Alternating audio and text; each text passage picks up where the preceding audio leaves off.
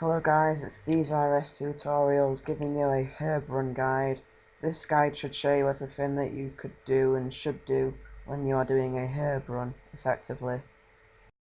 The requirements to do a nice herb run is My Arms Big Adventure, a decent farming level, and to do Ghosts Ahoy to get the Ecto file. The items that are needed at the bare minimum are compost, herb seeds and files that are already in your tool belt. The recommended items to do a herb run is Ardoin Cloak and Explorer's Ring for their useful teleports, Super Compost to prevent disease, and the Green Fingers and Green Secateurs to increase yield. Alright, now to start off our route on our herb run guide, we're going to teleport to Trollheim because that's the furthest patch away from the teleport. And in that way our Green Fingers aura will be preserved as well. Because if we just use it, it'll take about half a minute to get there. And that half a minute could be very vital when you're harvesting your herbs and your Green Fingers aura. Green Fingers lasts for about 20 minutes, I think, which is a pretty good amount of time. But if you're like me and you just stand around for a bit, you might want to just start at Trollheim first. And then after that, it doesn't really matter where you teleport to, because they all have around about the same time from teleport to get to the herb patch.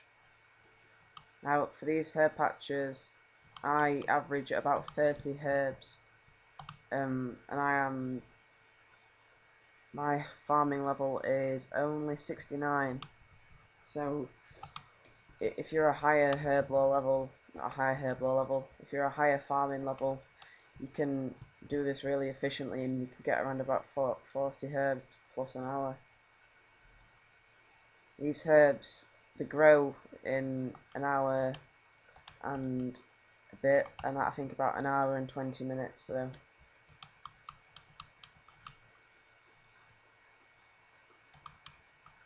I'm just going to fast forward for all the herbs that I've got and I'll tell you where all the routes to.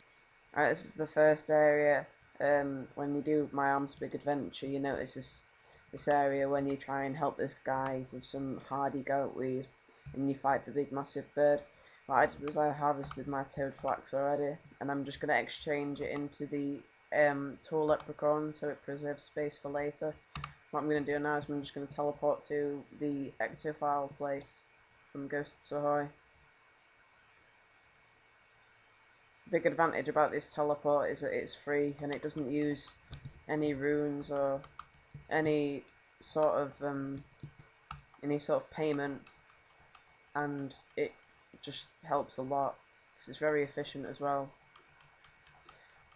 Because the other nearest teleport is in Canifis, and it really does help a lot of time just teleporting and using the sector file.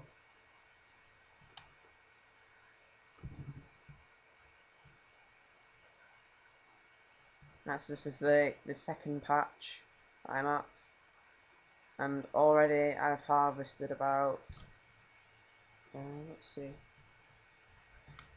I've already harvested about 14 herbs from two patches. You can see that at a higher farming level it could be a great advantage to do this for money making as well, not just for an hourly farming run. What I do when I do this farm run is I always do the farm run when I log in, and then I do a slayer task, and then I move back to do the farm run, and so on, just throughout the day. And it makes a fair amount of cash per day, with added on to the stuff that you always do as well. This is the third patch, it's in Tavali, and I use the Cavabir lodestone to teleport here. As you can see, it's pretty much right next to the lodestone, it's just northwest of it. And the teleport I'm going to use next is the Explorer's Ring. I've got the number 3, so I'm not very sure what ring is required for the cabbage port option. But either way, it's very efficient because the other teleport that's nearest to it is either Drainer Villager and the Amulet of Glory or the port. Sarim Lodestone, and neither of them are very effective at all. It'd be better just to get the Explorer's Ring, because they are easy tasks to do. And now the next patch I'm going to do now is the Ardoin patch. What I could do is this, if I could use an Ardoin cloak. I don't have one at the moment, so I'm going to have to lodestone it. The cloak does conserve a lot of time though as well, so I do recommend getting that if you have the chance to get it.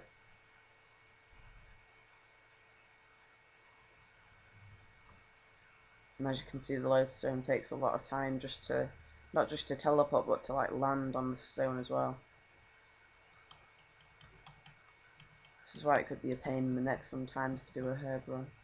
If you don't have all the benefits that I have, and you don't have Explorer's Ring, you don't have the Exophile, it'd take a very long time to get to the herb patches. And this is my final herb patch.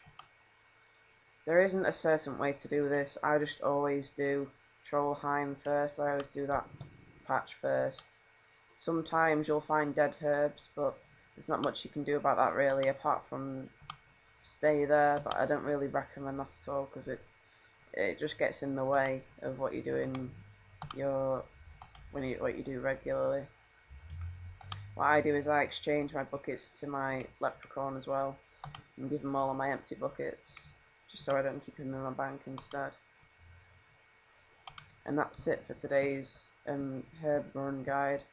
I'll see you later, guys. Have a nice time.